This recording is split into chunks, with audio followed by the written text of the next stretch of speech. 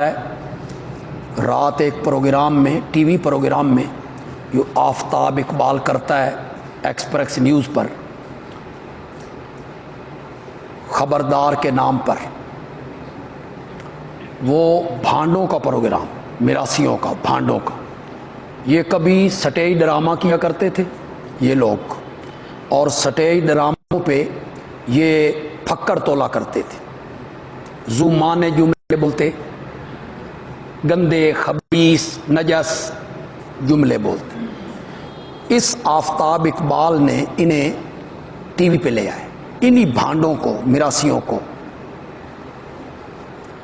رات اس نے ایک خاکہ پیش کیا، نابینا کچھ لوگ بنے، وہ بھانڈ، وہ میراثی۔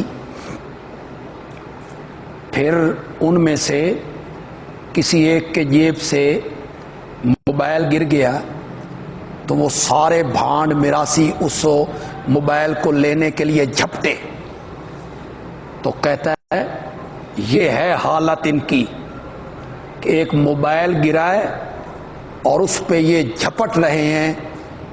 انہوں نے جنگ احد میں بھی یہی کیا تھا، انہوں نے غزوہ احد میں بھی یہی کیا تھا۔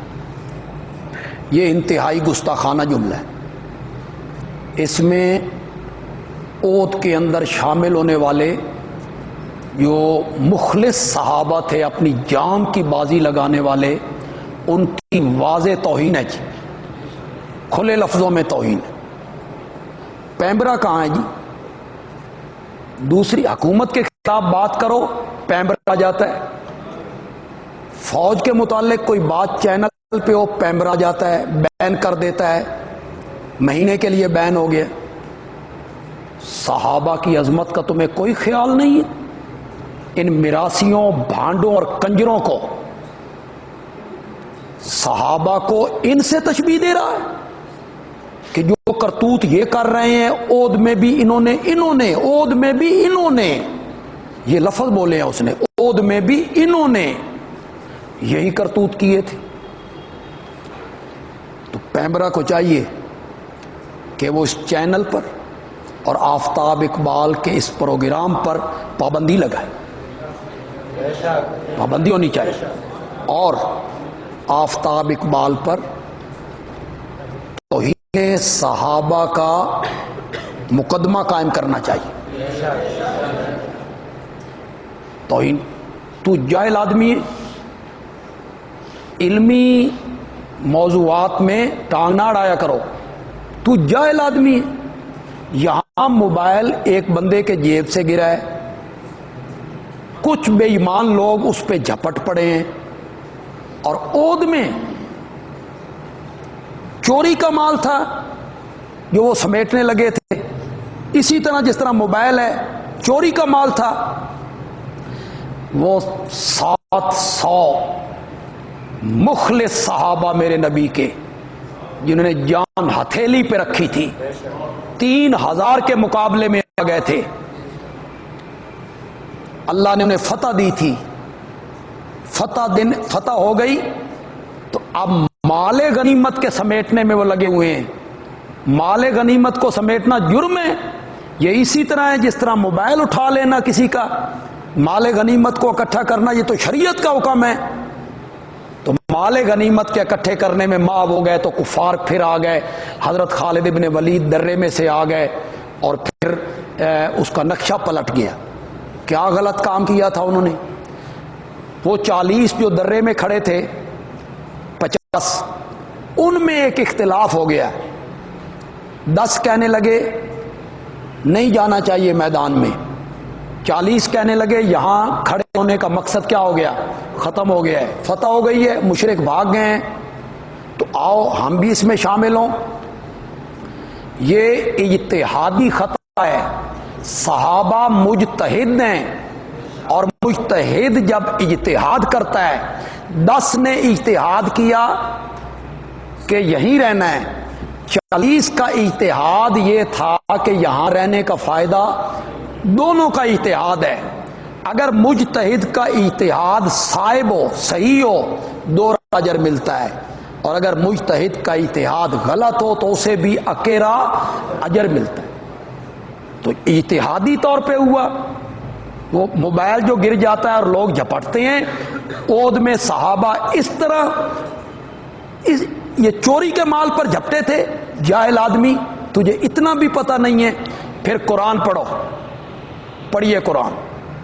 قرآن نے کیا ذکر کیا؟ قرآن نے کہا وَلَقَدْ عَفَا اللَّهُ عَنْهُمْ، میں نے ان کو معاف کر دیا ہے. میں نے ان کو معاف کر دیا. صحابہ کے دل میں بات آئی، انہم، اللہ نے ساڈے نال گل کرنی پسند نہیں کی تھی، ہمیں خطاب نہیں کیا. یہ غیریت ہے نا، ان کو اس میں تھوڑی سی غیریت ہے. تو اللہ نے فرمایا وَلَقَدْ عَفَا عَنْكُمْ، مجھے اپنی ذات کی قسم ہے میں نے تمہیں معاف کر دیے. پھر صحابہ کو خطاب کیے. آگے کہا فَاعْفُ عَنْهُمْ، میرے پیغمبر ان کی اجتہادی غلطی کی وجہ سے یا نقصان ہوا میرے دین کا، یا نقصان ہوا آپ کی ذات کا کہ آپ کا دانت مبارک شہید ہو گیا، سر مبارک زخمی ہو گیا، آپ ایک گڑھے میں گر گئے، 70 صحابہ شہید ہو گئے، آپ کے چچا کے جسم کے 12 ٹکڑے ہو گئے. میرے پیغمبر میں نے معاف کر دیا ہے، تو بھی معاف کر دے. وَاسْتَغْفِرْ لَهُمْ، ان کے لیے بخشش مانگ. وَشَاوِرْهُمْ فِي الْأَمْرِ، اللہ اکبر. کیوں جی ہمارے ہاں کوئی بندہ ایسی غلطی کرے تو ہم آئندہ اسے اپنی میٹنگ میں، اجلاس میں، مشورے میں شامل نہیں کرتے. اس کی وجہ سے ہمیں یہ بھگتنا پڑا تھا. اللہ نے فرمایا وَشَاوِرْهُمْ فِي الْأَمْرِ، آئندہ کوئی دین کے معاملے میں بات ہو تو ان کو بھی اپنی مجلس شورا میں کیا کر، مشورہ لے ان سے. یہاں میں ایک بات کہا کرتا ہوں،